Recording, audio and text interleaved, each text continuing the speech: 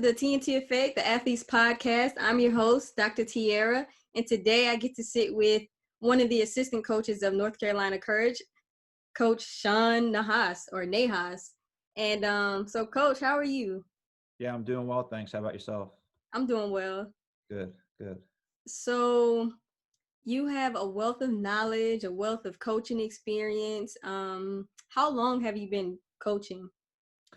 Uh, I don't know. I'm getting old now, so it's been over 20 years now. Ooh. Yeah, I started coaching. I stopped playing my sophomore year of college when I transferred back home. I was in Queens University in Charlotte, and then went back up to Hofstra and got my degree there, and just caught the bug for coaching. And I was 20 years old at the time, so yeah, it's been great. I mean, it's given me a lot of opportunity and traveled the world, and I couldn't ask for anything better. Nice. So, you were in your 20s when you Mhm. started coaching, and it's been 20 or so years since you've been coaching. How has your coaching style evolved over the years? Yeah, I get that question asked a lot, and I think it's when you're first starting as a young coach, you're trying to prove yourself. I think a lot of people come in, and whether you're male or female or young or old, you're always there's a stigma attached to it, right? So everything. I've been doing a lot of tweeting about it, to be honest, the last couple of days. It's so much is connected to winning. And so when you're starting out and you're trying to get yourself in the door and established, you only think about results. So you're doing things that's probably not best for player development. So as I've gone through and I've had the opportunity to be around some really great coaches and quality players, I've sort of evolved as a coach in terms of realizing that winning is not the end all. Obviously, the country, that's just how we're wired. We're very result oriented. We always want to be the best, but that can't be at the sacrifice of a player's development. So I'd probably say over the last several years, that's something I've really triggered. I think being around Paul Riley has really changed that with me. Whereas even with the pro team, we don't talk about results. And if we don't do that with the pro team, why are we doing that with 15-year-olds, 14-year-olds? So um, I would say the attention to detail, the focus on the holistic player development, the focus on, I would be the first to tell you that on the sideline, when I first started, I didn't enjoy it as much because I let the result piece affect me. So on the sideline, I was a bit crazy, I guess you can say. But I definitely feel that I've calmed down and sort of taken more of I'm passionate about what I do. That's never changed, but I've been able to now evolve as a coach in terms of how I see the game and my best way to provide that for the player so that they play a style that I feel is attractive, and hopefully that continues to evolve. So, practically, how would you, I guess, give tips or notes to someone who is a coach, coaching younger players, even the older players? What Yeah. would you say to those coaches? And then also, what would you say to the parents who are like, my kid has to win, my kid has to play, they have to be the best? Yeah. Well, I think you have to. I think if you're to touch on the first part, if you're a young coach stepping in, I think you have to um, entrench yourself in as much experience as possible. If you are, um, if you have one team, can you go watch other training sessions? Can you ask questions of other coaches? Can you immerse yourself in a different environment? Can you study the game on TV? I was fortunate to spend 2 weeks on my own in Spain just to observe different academies, and that to me was better than anything I've ever done, because you're just seeing a different way of doing things, and obviously it's Spain. So I would say just get as much experience as possible. Fail, don't be afraid to fail. Don't, if you have a way of playing, then go with it. Believe in your philosophy, believe in your style of play, and don't let anyone decipher. And start to wonder if someone's telling you have to win, is that the right place for you? If that's not what you truly feel is the best thing for player development. So really finding yourself, ask questions, with social media now, reaching out to different coaches and getting different impact ideas from them and setting up Zoom calls with them. I think you can touch people across the world. I think this is a unique time, but I also think that the coaching circle has expanded tremendously because people like we're doing right now can just get on a Zoom call and talk about ideas. So I think if I'm a young coach, just my biggest thing to say is immerse yourself in different environments and study the game, and don't be afraid to try things that even if you feel are uncomfortable. Those are the moments that I think you evolve the most. From a parent standpoint, it's tough, right? I always try to equate things to school now, right? I always, when you first start school, you don't go from first grade to 12th grade. So, you don't take the final the first day of class. It's a process, it's a Right. journey. So when you first start, you're creating that foundation. And as the year goes on, the expectations of a coach is that your player or your kid is going to be educated throughout the year so that they're prepared for the final. Well, each week, each day, you should be preparing as you want your kid to be preparing so that they're better than the day before, but they're preparing not for the game that weekend, but to see small little details and change in the behaviors of a player. And maybe there's one thing that they have to improve on. And that one thing they do. And now that makes them a better player, regardless of what they still may struggle with. So from a parent, I would always say, look at it from a school perspective. What do you expect your kids' teachers to take care of each day? And if that's to educate, and that's to teach, so that the next day they're more prepared than they were the day before, then you should look at the same thing from a coach or from a club. But unfortunately, sports doesn't. It's you know how it is. It's give me a medal, I need a trophy. Uh, Exactly. and I think but from you'll be less stressed. Your kids will be less stressed, and you'll find your players being more attracted to the game because the pressures of winning aren't there. The only pressures are on a coach is make sure that kid is improving each day.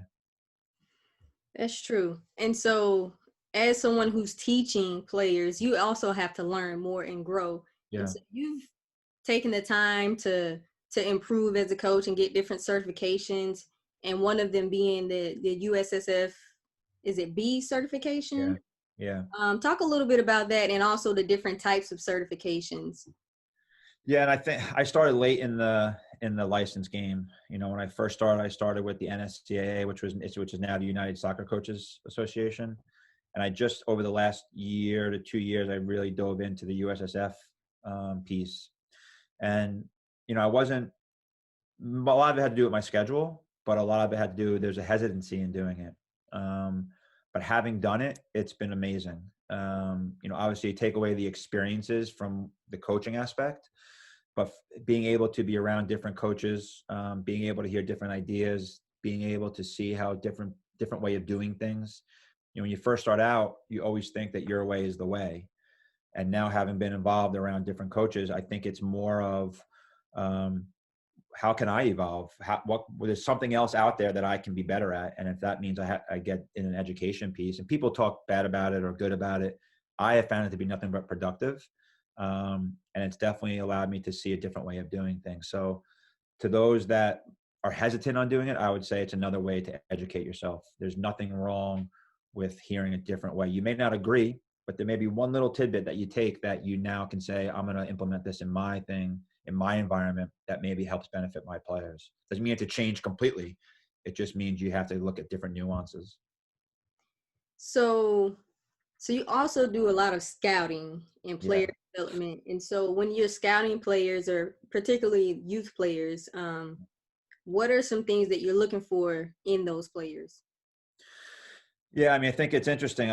We don't do any, from a club's perspective, we don't do any recruiting. From a youth club perspective, if players are interested in what we're doing, then we'll bring them out for an evaluation. But if I was scouting in the past from a national team perspective, I think it's always looking at what that particular mold of player that they're looking for at that level.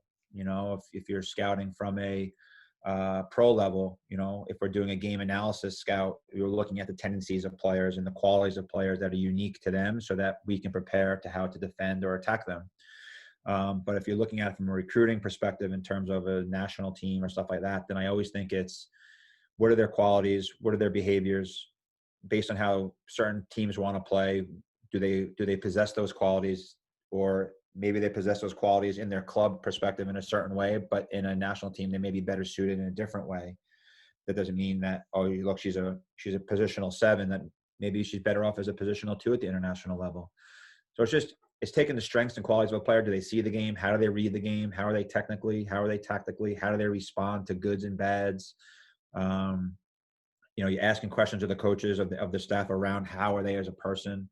So there's so many different things. It's so unique, but the country is such a massive place that, it's like a needle in the haystack. So, but you always want to, if you see a kid that has a quality, our job as coaches is to make sure we hopefully provide them with that opportunity.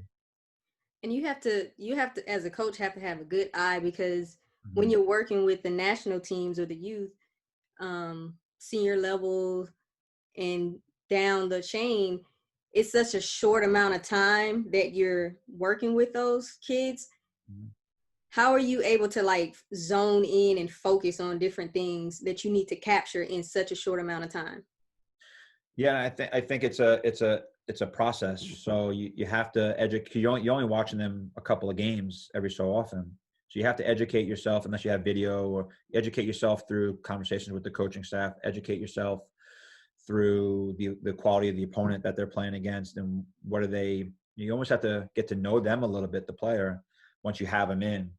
Um, but you're looking for just the little things. I think so often we look at the broad, but are they doing the little things correctly? Are they their body shape, their recognition of time and space, their recognition of seeing the field in a bigger perspective rather than just in a 20-yard perspective? How are they off the ball? Because 99% of the game, they're not going to be on the ball. So how are they off the ball? What's their positioning like? Are they so I always look at it from off the ball compared to on the ball, because the on the ball is the obvious, right? So it's the off the ball of are they completely disengaged from the game, or are they more engaged in the game and more connected and want to get on the ball? Do they want to drive at people?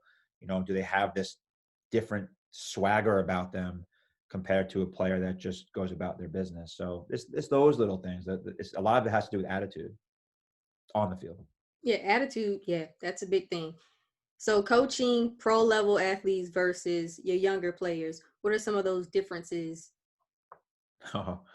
um, I've always said this on some of the conversations I've had. I'm really fortunate to work with the players I have the opportunity to work with, and the youth and on the pro side. But I would say that the level of coachability of our players from top to bottom is nothing like I've seen before. And I'm including the women in this because, I mean, they've been successful the last couple of years, if not beyond, and internationally and just within club perspective. But their drive, their attitudes, their humbleness, the way they approach the game, they they don't want a day off. They want to be pushed every day. They want to be challenged, but they want to be coached. We have World Cup champions on our team. We have almost 11 internationals starting on any given day, and they want to be coached just as much as my U14 player. And that's impressive to me. But it's who they are, their character. They're just unbelievable character people. From a club perspective, they're fortunate to have these older women who are great role models to look after. And look, they've had the opportunity to go to every game home and see the success of this group. But we train them the same way we train our women. I make sure that the standards are high. I make sure that the level doesn't drop. I want them to know that hard work pays off. I want them to know that it's okay to be frustrated. I want them to know that you have more to give than what you're currently giving. I want them to be uncomfortable. I want them to know that it will pay off. But I also want them to know that what we're pushing them because we know and we have a belief that they're capable of. And that's no different than we do with the women. The women's attitude every single day is, I mean, the push and the grind. I look at them and I'm in amazement of just how hard they work. And I start to see that that's just a standard that we've created. It's a culture that Paul's created within the women. The culture that he creates is remarkable. And I'm fortunate, but it's something that I've definitely carried on. And again, I think a lot of it has to do with not talking about results. It's just about daily development. And when players know that, they buy into it and they know that they can work hard every single day. And the one thing I always say to our players, especially our youth players, is you can fail. You can make mistakes in training, so long as the effort is at a game speed. If you're failing or you're making mistakes at an effort below game speed, I can't coach that. That's effort. That's just attitude. But if you have that, we can coach the correctable things. I can't coach effort. and we're pretty fortunate with the 109, 110 players that we have in our academy program that they bring that every single day. So what are some other characteristics that you would say would be coachable? You mentioned effort, and what are some of the other ones? Yeah, I think there has to be an understanding from a player perspective that our job is to provide them with insight that they may think they know, but they don't, right? When you're dealing with teenagers, you're always dealing with a lot of nuances. You're dealing So with, many. yeah, you're dealing, especially now in today's world, they're dealing with so much that they've never had to deal with, let alone us as adults. Right. So I think the biggest thing is when you talk about coachability, it's a willingness to take on information that may make you uncomfortable, that may point out a mistake, that may make you feel like, why am I doing this? But knowing that there's a why behind it. Like I'm doing video at my 17s today, and there's gonna be moments in that video that they're gonna be like, oh my God. But there's gonna be moments where they're gonna say, wow, look at the progress from week by week. So I think it's okay with seeing that there's error, but there's also okay with seeing that how we're going to correct it. The only way that correction happens is if they're coachable and willing to take on, when they hear their name, not to go in a shell, but to know, all right, I may get a little bit here, but I know that it's for the benefit down there. And I think that's the piece. So they have to be open-minded. They have to have an attitude of being willing to say, expand a little bit and not be in this little bubble of I'm perfect. Because that's impossible. That's impossible. Oh no, yeah, that's not possible at all. So let's take it back to March. March was when you would have started preseason, and April the season would have started, correct? Yeah. Yeah. So walk us through all of that nonsense, all related to COVID. Yeah. I mean, we were for the youth program, we were in the middle of our season. We were just getting our spring season started. And then we were getting ready to travel one weekend and everything got shut down. We just knew, and then the federation shut everything down, and then, rest is history. For the pro side, everyone was starting to come in, and then everything sort of went dormant, and then it became, league started shutting down. So then it became, how's this going to work? And there wasn't enough information about the virus at the time yet. So we were still uneasy about it, so we were just sitting at home waiting to see what happened and waiting for the guidelines that the league was going to put out. And then slowly, as months went on, then they started doing like small group trainings, and they started doing testing. And then all of a sudden the Utah event kicked in, which the league did a fantastic job in creating. And I will remind everybody that we were the first league to do it properly. That is true. I think they keep saying the NBA, right? Yeah, well, it's funny because the piggybacking our event in Utah was a lacrosse league that they came in after us, but the coach that won it said that they were the first to win it. They came in after us. So I don't know how that works, but teach their own. But the league did a tremendous job in that, and the players, look, it was a unique time, and it was just a matter of how do we still allow these players to play in a safe environment, and the only way to do it was through the bubble. The players handled it brilliantly. Was it easy? No. Was it a test of, we were away for a month, but look, they had the league created a great opportunity for them. And now, we were off for 3 weeks, and now we're back to the fall series and training as we normally would. And obviously players had the option to opt out and do all that stuff. But yeah, look, we treat it like no other. It's just another opportunity for players to get time and develop. And that's how we're looking at it. If anything, it's going to help us down the road, because a lot of players that are getting time maybe necessarily wouldn't be getting the time if there was a regular season. So it's been good. It's been good. The energy in training. We trained this morning, and the attitude, and you wouldn't even know that it's just a fall series. So it's been a test more of a mental strength than I think it has anything else, because the ins and outs, the ons and offs. But we're fortunate with the players we have. So you mentioned mental strength. How do you all, I guess, practice that on a regular basis? From a pro side, that's just who they are. Those are the characteristics of our players. I wouldn't even know how to describe it. It's ridiculous. Some of they just get over it. They're so mentally aware of so many things, and That's what makes this group unique. From a youth standpoint, we have worked with, we have sports performance in our program. I make sure that over the last couple of years, I've made sure that I've tried to provide a holistic piece. So players get sports performance, physical, athletic lab type stuff, and then they get a sports performance from a mental side. I don't like to look at it as sports psychology because I think it's a unique word, especially when you're working with young female players. That word psychology can maybe trigger a different thought. So it's more of a mindfulness, an athletic mindfulness that we've worked with one of our, a former player. And she came in twice a week prior to COVID and has provided her services beyond just our, so she came in every other week with every age group, and the players loved it. Staff was not involved. It was just her and them, so that they felt a comfort. And I felt it was important that it was a female that we had do it.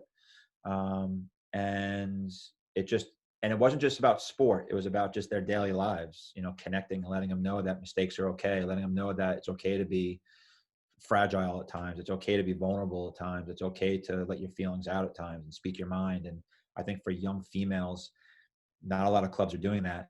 I wish, if anything, we were still doing it now, but because of budgets and stuff like that, we've had to adjust some things. But it's something that we look forward to potentially incorporating in the near future. But the players have loved it. They've loved it. Nice. So outside of the mental skills training and mindfulness, how do you as a coach and all of the other coaches work with the rest of the team? Say you have an injured player, you're working with nutritionists. How do you all work together to do what's best for the athlete? Yeah, I think it's each athlete is, whether it's pro or youth, they have their own way of doing things. Some don't need it. Some just have their own way and they're set and they eat right and they do all this stuff. I mean, the women's team, they don't eat wrong. I mean, they are to the T and they're great. I think that the education piece comes on the youth side because they don't know the qualities and the benefits of doing all that stuff. So all we can do is educate. We can't tell them because we just can't. But we have to be careful in what we say and how we say it.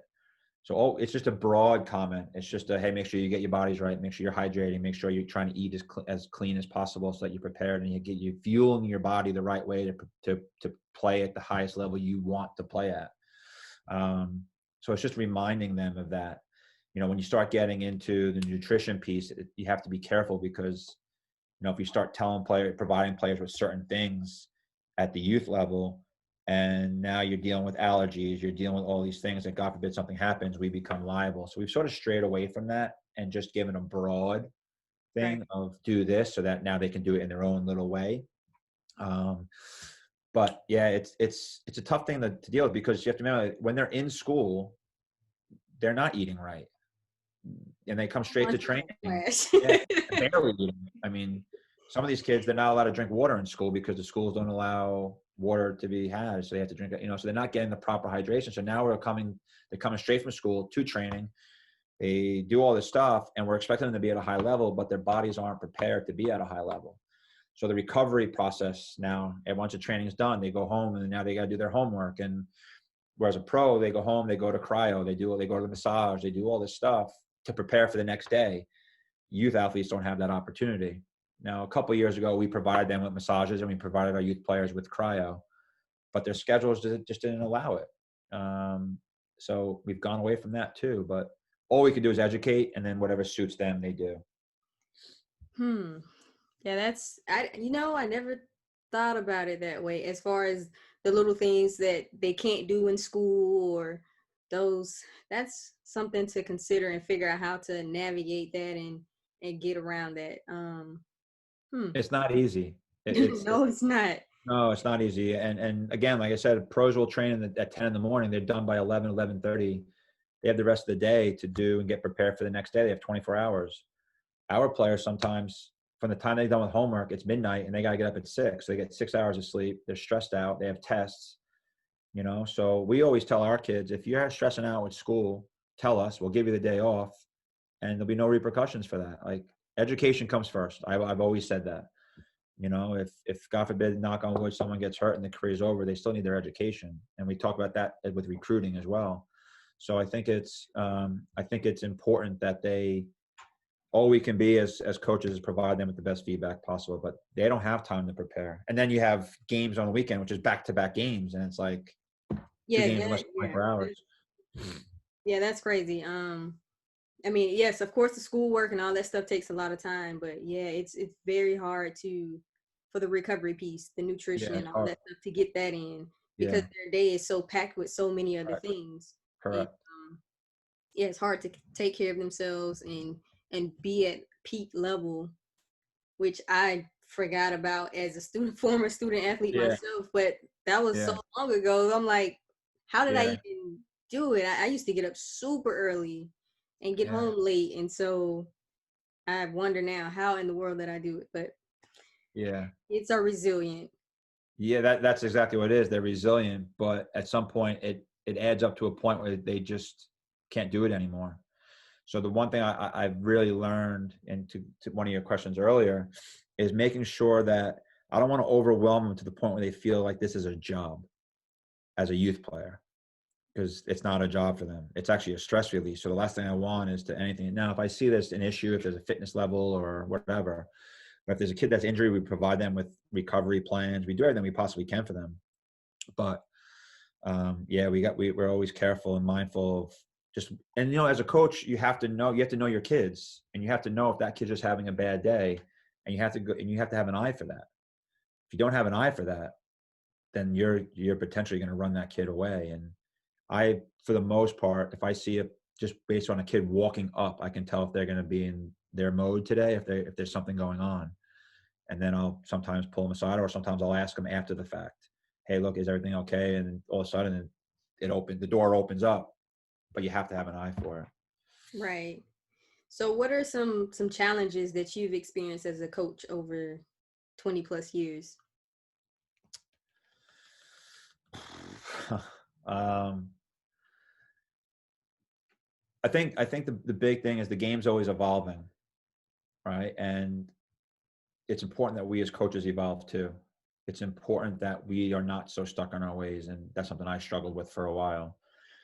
But I also think it's important from a coaching perspective that no matter how hard you are on the players and no matter how much you push them, that they still know that if they need you, you're there for them. And I think that's the hardest. That's a hard thing to do. I think it's a hard breakdown, because it's easy to say something, but are you willing to act on it? Are you willing to, if a kid does reach out and says, hey, look, you have a couple of minutes to chat, that you're not replying back to them or getting back to the parents saying, yeah, it's okay for your son or daughter to reach out. I think you have to be there for a player, pro, youth, whatever it may be. But they're people first, right? And I think so often as coaches, and myself included, and I'd say I still drop the ball on this sometimes, is you look at them as athletes first, because that's the only time you see them is when they're an athlete. But I think it's important that, I think there's nothing better. I'll be honest, there's several players in our program that I've reached out to over the last several months, just checking in on them, and randomly, without any cause or whatever. And you don't realize that what that message may mean to them on that particular day, in that moment. And or that call, what that may mean to them. And I think that's the piece that they need, especially in today's world. So I would always say that that's the biggest thing. Forget the fact that they're athletes. Remember the fact that they are looking for guidance to grow as a person throughout their life. And soccer is just a byproduct of that. So what are some things you enjoy the most? Outside of soccer, or Well, just in general? either one is fine. Yeah, I'm unfortunate. Well, I say unfortunate, but unfortunately, this is what I do. This is I'll say that the last 20 plus years have gone by really fast. And like I said, I think the opportunity to work with the players I work with, and fortunate to work with, has been the biggest reward I've ever, aside from my family. But look, I'm on my own. I don't see my family a lot, which is not good. but I'd say that's a challenge. yeah, but it's a when you're passionate about something sometimes and you look back on it, and obviously with COVID going on, it's been even harder to see your family, and they live here, but I'm still cautious of anything, because of the bubble that I currently live in, which with the women, we pretty much live in a bubble still. Mm. But yeah, I mean, outside of it, I mean, sometimes because I'm always on the go, I just like to do nothing. I just like to take a deep breath and, and you never get away from the game. But yeah, I'm pretty simple guy. Like, I don't do much, to be honest. It's probably not a good thing, but I think it's great. You're busy, and Yeah, so yeah. you get the opportunity to just relax. That's all you want to do is do nothing. Yeah. The off switch is definitely useful, but then the phone rings and it's back on again. So, but it's good. It's look, like I said, I'm fortunate. I have zero complaints about my life right now. Nice. So, if any of your current or former athletes were asked what type of impact you had on their lives, what do you think they would say? I think each group would be unique to themselves. I think each group. I think the biggest. I'm still really close to some of the players. Obviously, you don't connect with everyone, but there's a group that I had. It was a '92 Castle group way back. 92 born, and they're all starting to get married now and all this. And that was the group I was probably hardest on out of any kids I coached, because I knew there was so much potential there. But what I hear from them now is, and I got a random text several months ago, where a player who I always butted heads with a little bit said, "I appreciate you pushing me the way you did back then, because I realize why you did it now." And that to me was the biggest thing, that I am not an easy guy to play for, because my standards are high. But my standards aren't high. They can't be high unless I think you're capable of being that standard. And when you're not matching that, I push, and I push to a point, to the brink. But when they break that and they get through it, there's nothing better. They just don't know it yet. So to get that message, I would probably say players would say he's ruthless. He's hard on us. He's overbearing sometimes, but realizing now why. But also that if a player ever needed me, they knew that they can always reach out and I'd be there. I think those are the two things that I feel, that no matter how hard I am on them, after the fact, once you step outside those lines, they know that I'd be there for them regardless of what they need, to a point. That is a sign of a great coach, great teacher. Um, I definitely felt that a time or two with some teachers, so I can Yeah. definitely relate to that. Yeah. Um, I have one question from a parent, Okay. and she wants to know, what is the best way for a kid who plays in a rural community to get noticed to play at a higher level? Yeah. I mean, I think it's going to be unique to that particular area. So, but the one thing I would say is, sometimes you have to get yourself evaluated. You have to get yourself in a situation where, if you feel that a certain level isn't suiting what your player's potential is, you have to go seek it. You have to go. It's okay to upset people sometimes if you feel what you're doing is best for your particular player's development. So I would say, if there's a situation where you feel that you're not getting what you want, or you feel your player needs to continue, if you feel that your player has a passion about what he or she is doing, then you got to go make sure you find it. If the player's just doing it because it's recreational and it's just fun for him, then you may be okay. But there's a passion, you got to make sure that you find the right area for that player before that passion and that light and that fire dwindles because it took too long to find it. So don't expect anyone to come find him or her. You have to go seek it sometimes and reach out to a club and say, "Hey, look, is there a way I can get evaluated? Is there a way that my son or daughter could be seen? I think she might have the potential, or he might have the potential, and I just want to see what your guys' thoughts are." And if they come back and say, "No, we're not interested," or "We will bring her in and we'll let you know," whatever it is, you tried. But I wouldn't wait, because that'll be 10 years from now, and your son or daughter's passion has been diminished. Do you think social media can be of assistance? It could. I mean, it's a big thing now. But the one thing I always say, our perfect example is our players with the way recruiting is going now. Our players, because of the dead period, they don't know how to get recruited. So recruiting now is all virtual. But they each had to make their own highlight video. But a lot of highlight videos is nothing but kids doing good things, right? So it's just a good highlight video, but you're not showing the reactions, you're not showing negatives, you're not showing responses. So I told my players, it's okay to be humble and put in their mistakes. Just show the reaction to those mistakes. Okay, we lost the ball. How did you defend it? Show as if the coach sitting on his or her couch is watching a live game. I would say the same thing for any type of social media. Put goods and bads. Just because you made a mistake doesn't mean the idea wasn't right. Just the application may not be right, but there's still another piece of the puzzle. There's still a transition moment in there that you have to be able to see. But there is nothing better than being face-to-face and watching it yourself, because all of those 4 phases kick in. If you just show goals, that's great, but no coach is going to say, oh, I like that kid, she scores goals. But at the end of the day, what did you do, the other pieces of the puzzle? I think social media can help to a point, but if you put a video together, I would always say put as much game involvement in than just a highlight reel. Right. So basically, you want a full picture of 100%. of what's going on. Yeah. So last thing before we close out, what would you say to younger athletes who aspire to play at the professional level? Well, also at the collegiate level as well. Yeah. It's a good question. I would say, chase it. Don't, look, there's going to be setbacks. There's going to be good. You're going to have people telling you no. You're going to have people that say you're not good enough. You're going to have people, that's your motivation. That's not your deterrent. I think anyone that says you can't do something, that's just motivation. That should never be a deterrent for what you feel you're capable of, what you want to achieve. As long as that stuff's realistic. I think you always realistic goals, and I don't talk about goals. We don't talk about goals here. We don't talk about any of that stuff, because if those goals are never achieved, then people look at it as, oh, I failed. But that's not the case. Setbacks are speed bumps to push forward.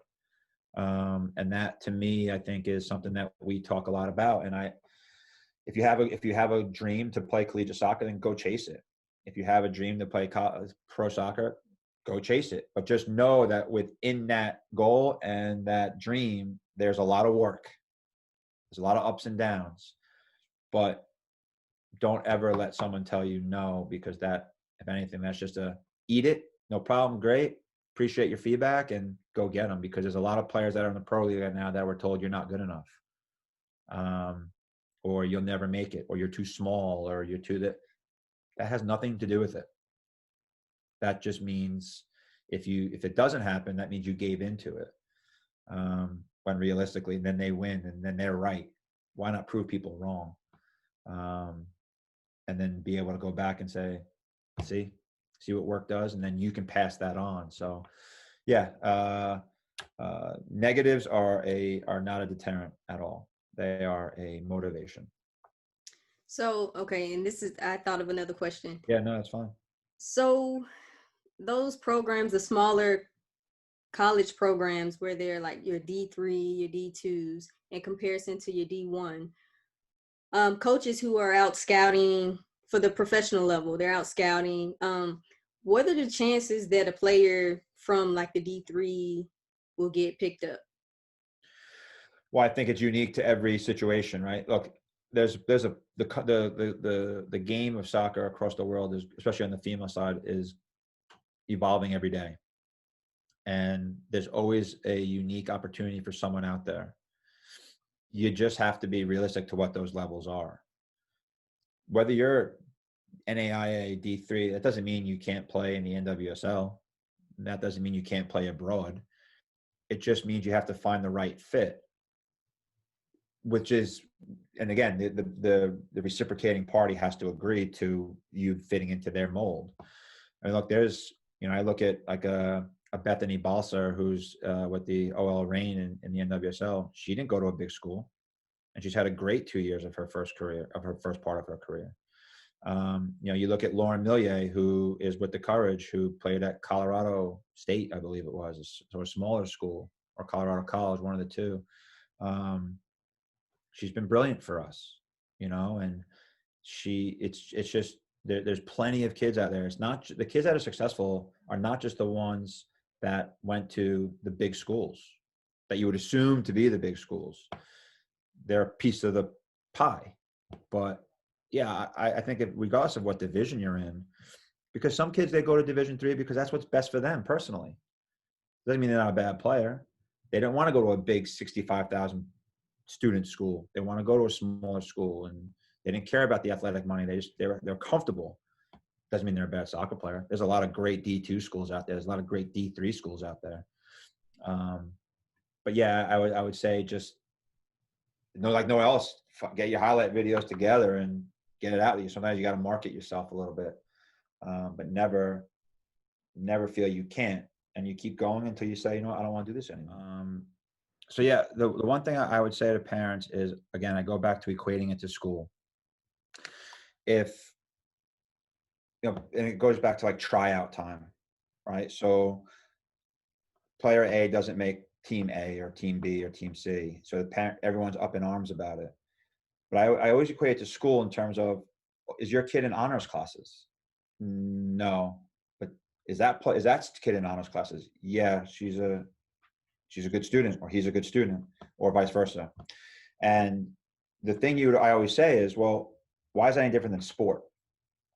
If their grades require them to be in honors classes, because that's what's going to push them educationally and help them grow more, why do I need to force and put your player on team A when developmentally they're not there yet?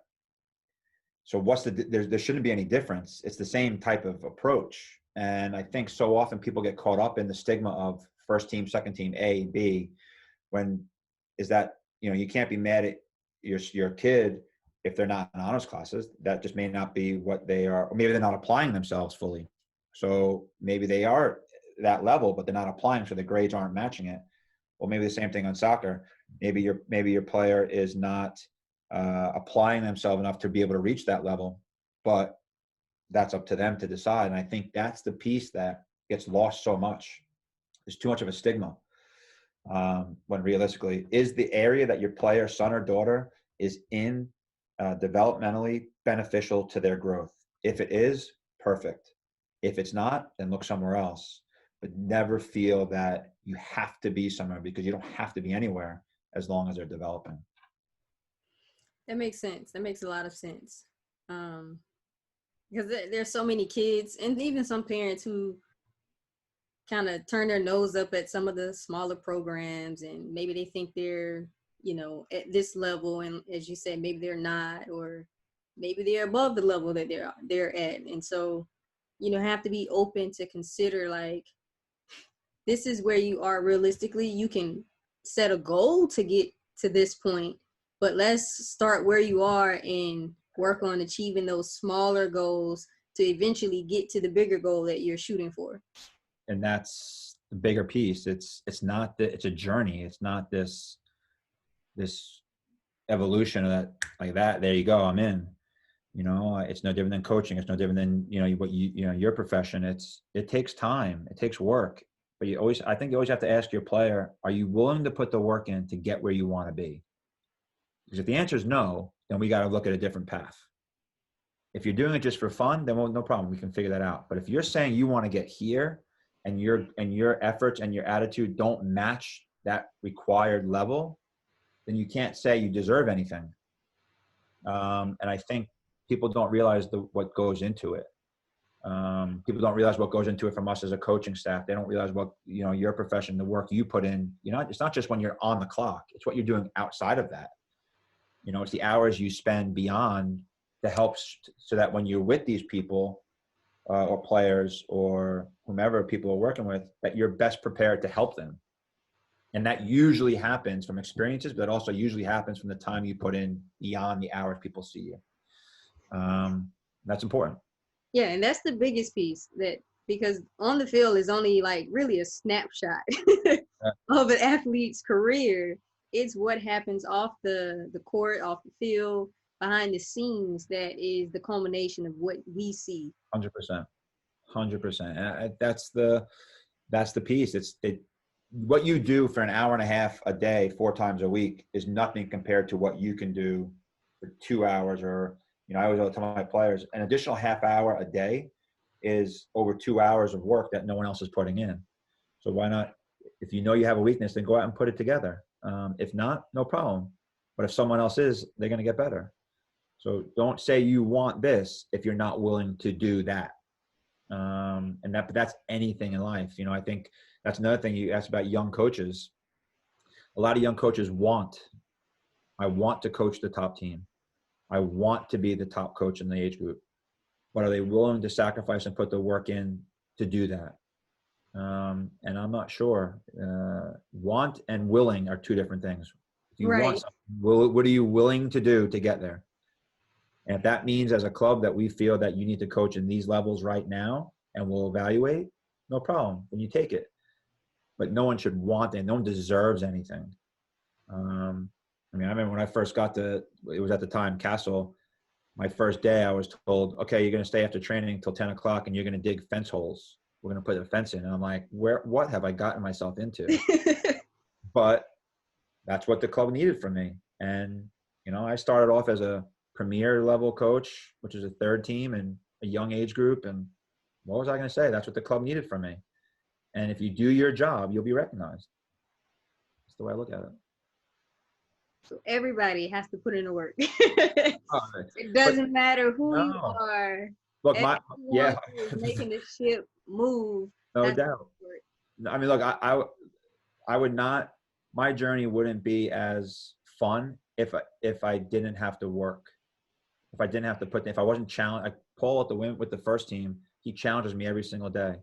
I'm in charge of the opposition analysis and scout leading into the game. If I get that wrong, I'm in trouble, because that's how we're going to train and to prepare for the opposition that we're going to play that weekend. If I get that wrong, so I got a lot of things on my plate thinking, all right, this better be right. And if this isn't right, my head's off. Right. So you put that time in because we're at the service of the player. Coaches are at the service of the player. What do they need to be best prepared to be able to play that particular week, that particular training session? The moment that you're no longer a part of the service to the player, you got to question what's going on. Absolutely. And I'm glad that you mentioned at the service to the player, because you are in a servant job. Everybody are serving one another. Mm-hmm. And from an athlete side of things, I think it is important that the athlete, one, respects everyone who is a part of that team. Mm-hmm. Because sometimes you do have some athletes who have this, nasty attitude or whatever it may be. And then you have some younger athletes too who take to some of the athletes who may not have the greatest attitude, or maybe they've earned some level of clout or fandom and all of that. And so some of these young athletes think that, oh man, I'm the best, I'm the greatest. And it's like, but you have to respect everybody who's a part of the team. Everyone has a role. Everyone has a cog in the wheel. You just have to be accepting to what that role is. If your role is to be on the scout team, then be the best scout team possible. But that's an individual characteristic and quality that players need. You need to know your role, but still prepare as though that your role may change on any given day. The moment that you start to think, well, I'm a sub again. Well, if you go with that attitude, then how are you helping the player that's starting be prepared? So yeah, it's what you said is massive. It's you have to understand and know your role. Just like any business, there's a boss, there's a secretary, there's a whatever. There's always something. But everyone has the same approach. Everyone has the same goal in mind, and that's to make the business the best it possibly can be. But their role is a small piece of the pie. Right. Yep. Everybody has something to do to make it work together. All the pieces fit together the way that they need to. And be the best at it. Just take your role and be the best at it, so that now you want something, maybe you get promoted. But don't say, oh, this is my job. I'm coaching this team, or I'm this today, and I got to do this phone call for this Do it to the best of your ability. And that, because that's what's noticed. That's what's noticed, not the other, not what you're actually doing, but how you do it. And that's important. Absolutely. Yeah.